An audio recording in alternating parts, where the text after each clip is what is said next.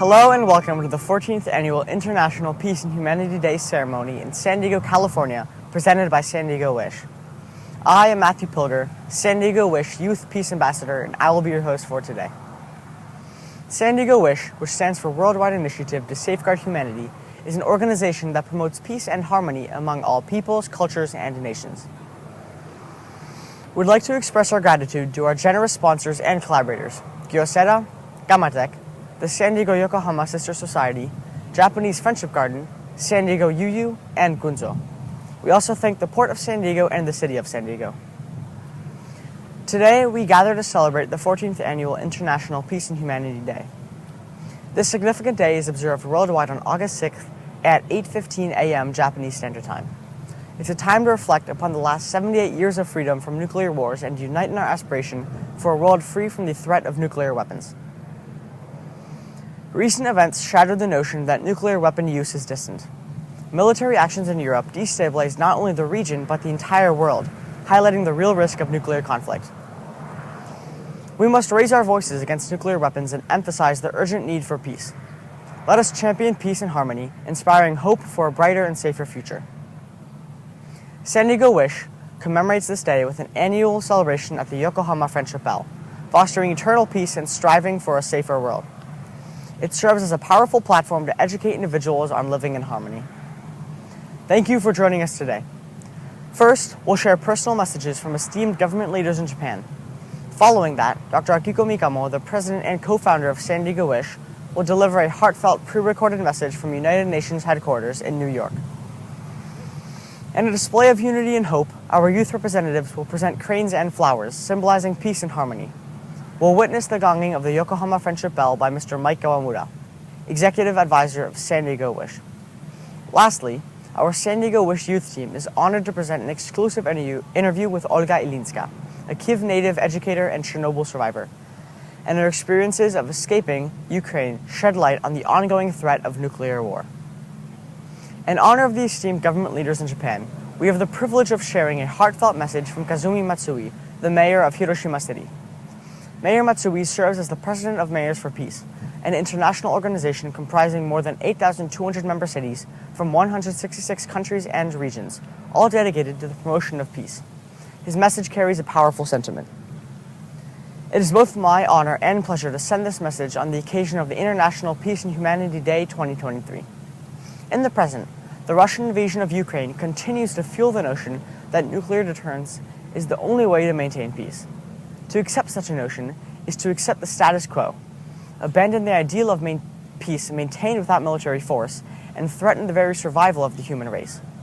Above all, entrusting a nuclear button to any world leader is to sanction continued nuclear threats to humanity and the potential recreation of the hellscape of August 6, 1945. We must immediately render all nuclear buttons meaningless. We encourage you to visit our website for the full message, and we extend our heartfelt gratitude to Mayor Matsui for his unwavering commitment and tireless efforts in driving the cause of peace across the globe. Later in the program, Dr. Mikamo will also present a message from Governor Hidekiko Yutsaki, the governor of Hiroshima Prefecture. I would also like to take this opportunity to read excerpts from a letter sent by Mayor Shiro Tsuzuki of Nagasaki City. As a part of today's program, Mayor Tsuzuki's message includes the following. As a representative of the citizens of Nagasaki, I send this message to you on the occasion of International Peace and Humanity Day 2023. At 11:02 a.m. on August 9, 1945, the city of Nagasaki was instantly destroyed by a single atomic bomb. That bomb took 74,000 precious lives and injured 75,000 others.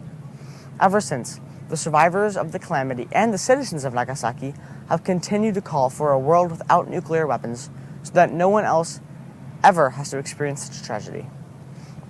The full message can be found on our website. Thank you, Mayor Tsuzuki, for your inspiring words and consistent efforts to promote peace. Moving on to our San Diego Wish board members, I'm proud to introduce our president, Dr. Akiko Mikamo. Dr. Mikamo was born in Hiroshima, Japan. Both her parents were about half a mile from the epicenter of the atomic bomb explosion and miraculously survived. Having been raised in Hiroshima City by atomic bomb survivors and with her disabled older sister, she became determined in her childhood to contribute to world peace and humanity. Dr. Mikamo wrote a first-person account of her father's survival experience and the power of love and forgiveness in her book, 815, A True Story of Survival and Forgiveness from Hiroshima. Dr. Mikamo also produced a film based on her book titled 815 Hiroshima, From Father to Daughter, which is coming to PBS starting today. My name is Akiko Mikamo. I'm a child of Hiroshima. Both my parents are survivors of the bombing. My father taught me from his experience about resiliency and forgiveness. This is his story.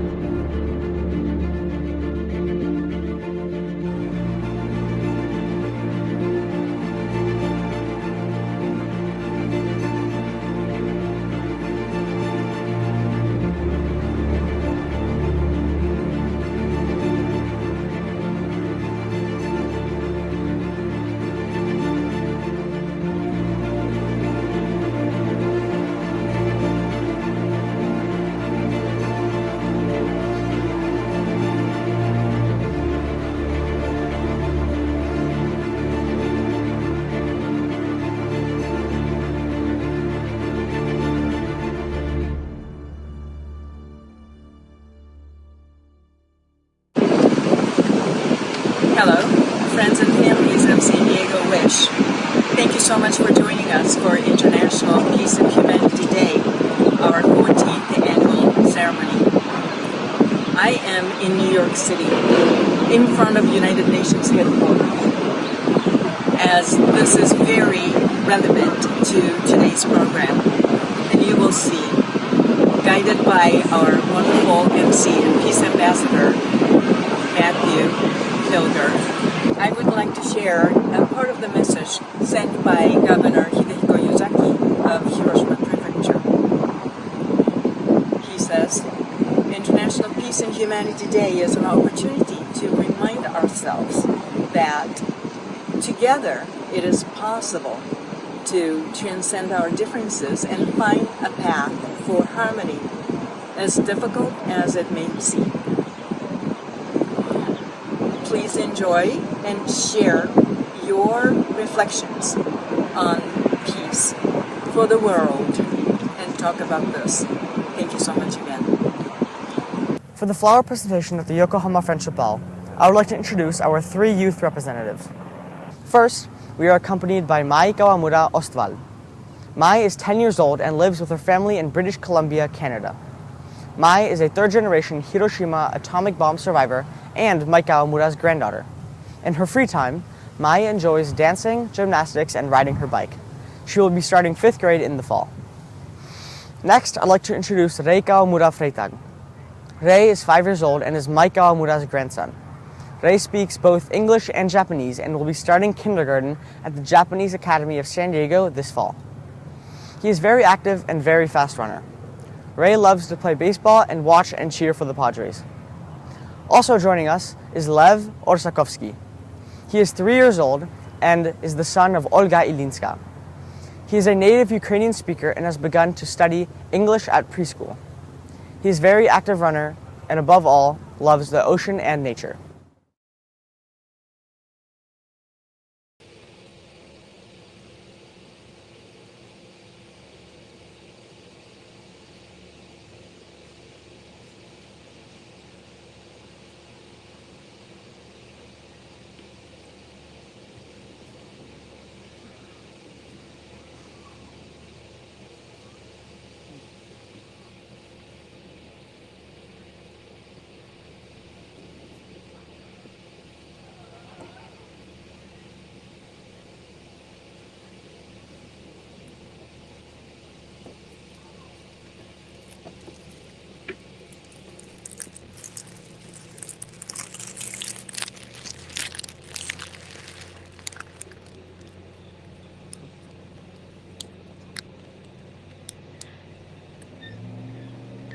It is now my pleasure to introduce the Executive Advisor of San Diego Wish, Mike Kawamura.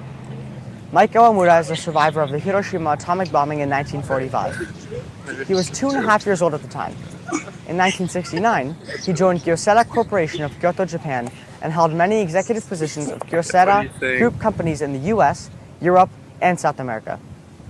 He has since retired and serves on the board of directors of the Japanese Friendship Garden, the Japan Society of San Diego and Tijuana, and San Diego Wish.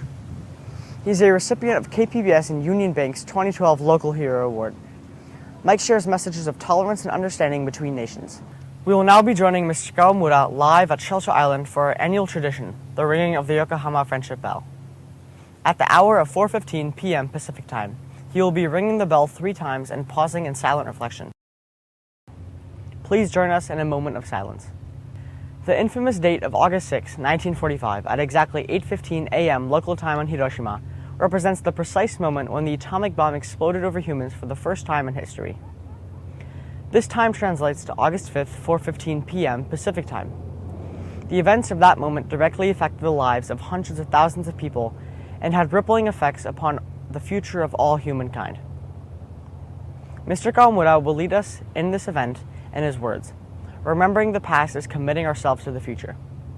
Commemorating the historical event and appreciating the last 78 years of freedom from nuclear war at exactly 8:15 a.m. local Hiroshima time. This event symbolizes our wish to continue to have a world free of nuclear weapons for the betterment of humanity.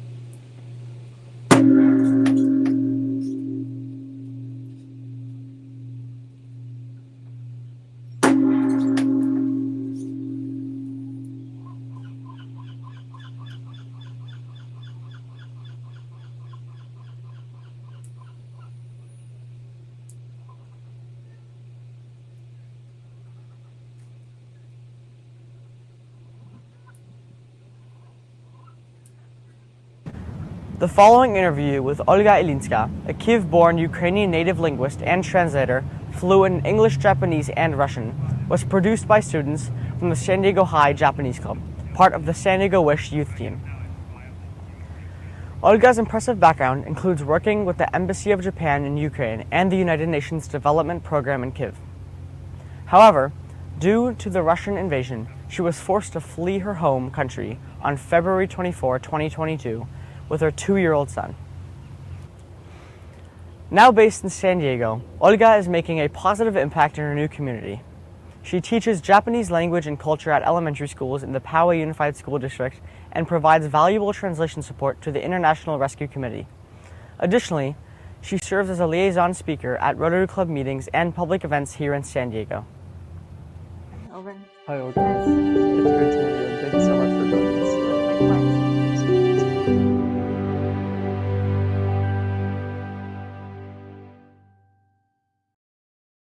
What can we do personally to create a peaceful world? That's a very good question. Personally, I believe that people all over the world are way closer than we could think.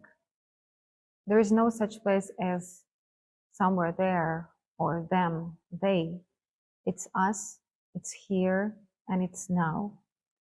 I would really like to everybody understand that it's not just something happening there in Ukraine or happened somewhere there, somewhere then in Japan. It's our only home. We share a collective responsibility for this planet, as well as every single deed, as well as every single misdeed. And even small personal efforts has a tremendous contribution on creating a more peaceful world. It could be your personal inner peace, nurturing your inner peace, being a role model, or advocating for international organizations and peace building grassroots, anybody whom you can reach and reach out to. It all combines as a one great effort, in fact, in a building world of a better place, a more peaceful one. How has the evolution of global networks affected international connection? I believe that global international technologies, internet technologies, have made the world even closer, but at the same time more complex. I think that since information spreads faster and our peace of mind has been constantly compromised by cyber wars and battles, it takes one click to get in the middle of the battlefield, whereas it takes way more to fish out the truthful information among all these misleading sources. So in my mind, it's of crucial importance to be able to distinguish and to use all these means of technologies to the righteous purpose. As global networks continue to evolve, I believe it's essential to harness this potential for a positive impact with addressing the associated risks it might have to ensure the secure and more interconnected world of a peace. What steps can we take to prevent war? As a mother and a woman myself, I believe had all these people who started the wars known how much of an agonizing effort it takes to bring the new life to this world, they would never have started a single one. And maybe if it's not working for many centuries to find the solution how to prevent wars all over, then maybe we need to reshape the system and those who shape it, who shape this decision making. Maybe if men cannot make it out to peace, more of a women effort is needed. I believe that we can't seek peace through wars. We can't measure the peaceful efforts by the presence of nuclear weapons itself, only by just military scales and nuclear threats. The effort has to be collaborative approach between people, communities, governments, international and national organizations within the countries, continents, all over. And only with this joint effort, we can make a difference. And I always love to refer to the saying of a Nobel laureate, Malala Yousafzai, who brought this issue up that only 4.5 days of military spending takes to secure full education of 12 years for every child on Earth with basic education. So I believe you understand the shift and the importance and the values that I believe should be made, the way we treat world and peace and the solutions to it. And can you share with us some of your personal experiences and challenges you faced while escaping Ukraine and seeking refuge in San Diego? How has your journey shaped your perspective on the importance of promoting peace and harmony among nations? Unfortunately or fortunately, my life itself is a tense testimony case itself.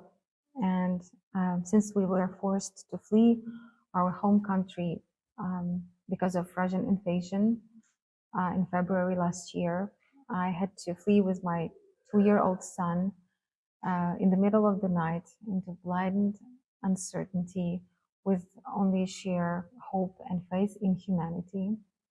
On our way, we have seen many women with children lost, taken advantage of, trapped, or, believe it or not, even sold. These stories are so devastating, especially when you live through them. They became reality. That the world itself may seem to be a doomed place if so vulnerable creatures are under danger and threatened. All these experiences, they are reshape our values. All of a sudden, friends and family ties can be torn or extended, and the world itself can turn into a bigger family of yours. And if you wish, here in US, we have rediscovered the truth and faith of humanity, of powerful miracle of empathy, care in action. As someone born in the same year as the Chernobyl accident and experienced the potential dangers of nuclear incidents, how do you believe we can raise awareness about the significance of nuclear disarmament and the prevention of nuclear threats? Surprisingly, maybe it's a coincidence, but I was born in 1986, which is a couple of months after the Chernobyl disaster happened in Ukraine. I remember that mothers were not allowed to breastfeed, and many products were banned from consumption due to the contamination risks. We were living through horror stories of people developing terrible sickness, diseases, and mutations due to radioactive contamination. And many of those who survived, like myself, have a autoimmune thyroid conditions or tumors or any other disorders. And nuclear threat itself, it's so devastating that it doesn't know any borders. There is no winners or losers in this battle. It's just, it contaminates life itself. And I can't grasp the need of messing with something so deadly as a nuclear threat if there is any slightest single hope on anything else to be used. It's a totally man-made threat which can be reversed. So I believe that we should speak out and act as if we're in the middle of the fire blast, since anytime late, it might be too late to act. I think that the example of Greta Thunberg, the way she acts with environmental questions and climate change, is a role model and an example we can follow in this issue as well. We can reach out to public, promote international agreements and treaties. We can get engaged with decision makers, reach out to our grassroots, foster global partnerships, and support all, even slightest, even the smallest movements towards the peaceful resolutions. And I believe that by combining these efforts, we can make a difference. Your connection to Japan is evident through your studies, your work at the Japanese Embassy, and support from organizations like the Japanese American Citizens League and the San Diego Yokohama Sister City Society. How has this connection influenced your understanding of peace, harmony, and the power of cross-cultural exchange? Thank you. Speaking languages does help make connections. It enhances open-mindedness. It opens doors to amazing possibilities and connect to wonderful communities as well as people around you all over the globe. And regardless of any obstacles, times and miles and races, it is truly beautiful and life-defining. Such open-hearted people as you and many others present today, I believe that internationally we stay connected over miles and times, and indeed we have power to change and shape the world itself. The San Diego Wish International Peace and Humanity event aims to commemorate the bombings of Hiroshima and Nagasaki while promoting peace and harmony among all peoples. How do you believe events like these contribute to creating a safer world for future generations? I do believe that such events share awareness and promote noble initiatives all over, and it's one of our utmost proactive steps we can make towards peace. As survivors of Chernobyl accidents and those who witness Russian aggression right now, we bear responsibility to share our stories, raise our voices, and to advocate for the world free from the specter of nuclear weapon. It's critical to ensure that the hellscape of the event, which took place in 1945, August 6th, when the bomb was dropped on Hiroshima and Nagasaki, is never recreated again.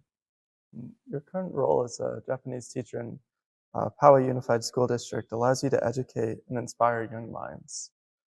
How do you incorporate lessons about peace, humanity, and U.S.-Japan relationships into your teaching? What impact do you hope to have on your students? As Japanese teachers in Poway Unified School District, as well as others, we take our care and action to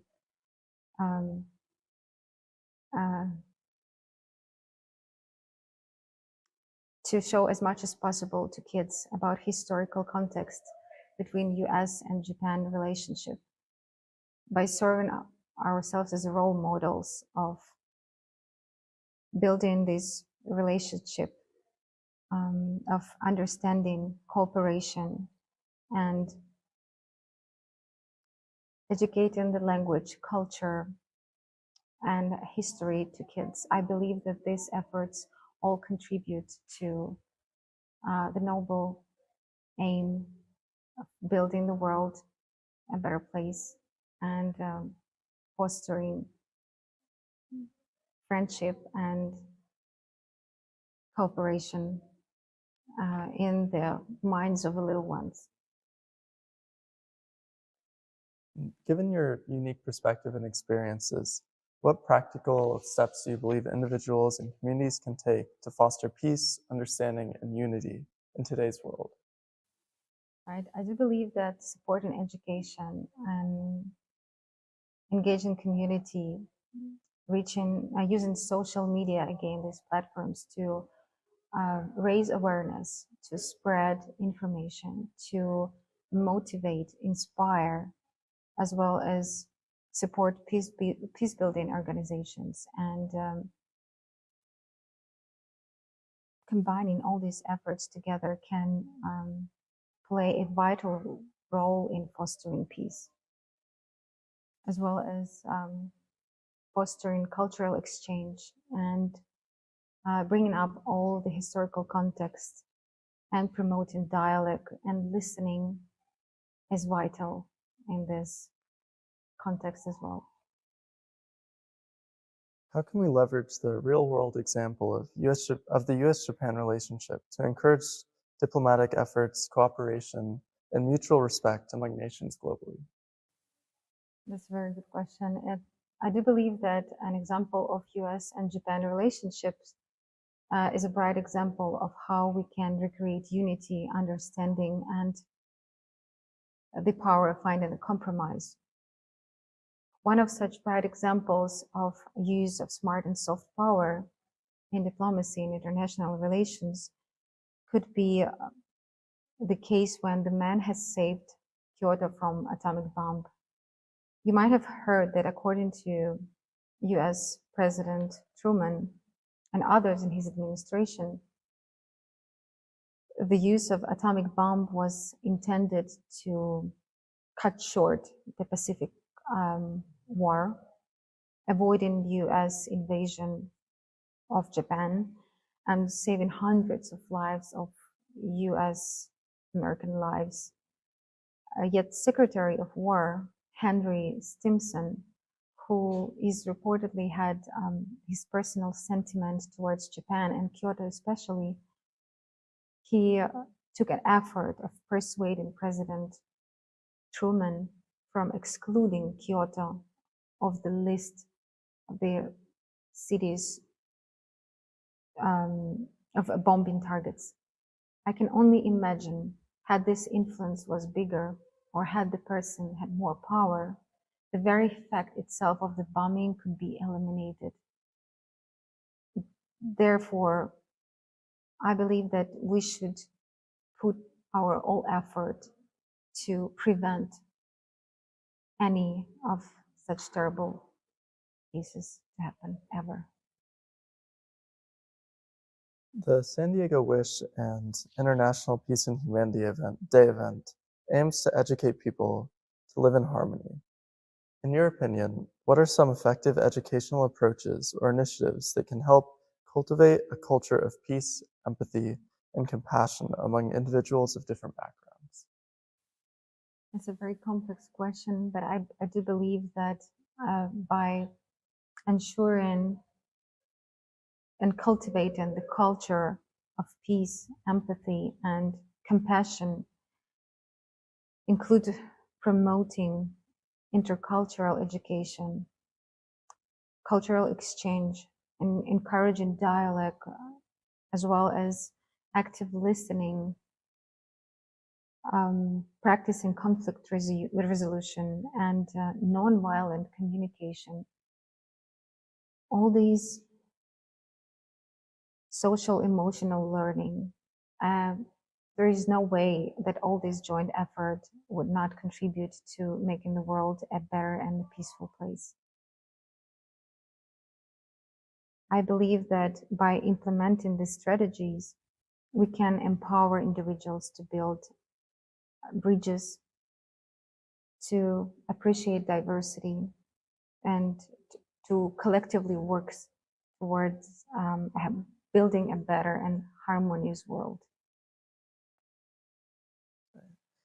Lastly, what message would you like to share with the audience attending the San Diego Wish International Peace and Humanity Day event? What do you hope they'll take away from this commemoration and the organization's mission? I do believe that it is us, it's here, and it's now that makes a difference. Every action and initiative counts, similar to seeds which in future will plant and grow and make a huge difference in a long-term perspectives. Therefore, I urge everyone present here to understand the impact that each of us can make in fostering peace. May this noble initiative, this commemoration, serve as a call to action. Let us embrace the richness and diversity. And this mission of San Diego Wish International Peace and Humanity Day organization is a noble one and aims to inspire and educate people to live in harmony, So let us carry this mission in our hearts beyond this event. Together, let us be the catalyst of change. Let's inspire others by being role models in ourselves, through our words, through our actions, through our unwavering belief in the transformative power of peace. As we commemorate this day and carry this message forward, may we strive for the world where peace and humanity prevail, and where every individual is valued and respected. I want to thank you for your presence, for your commitment, and for your dedication and pursuit for peace. Together, we can make a difference. Thank you so much. Thank you so much. Have a wonderful day.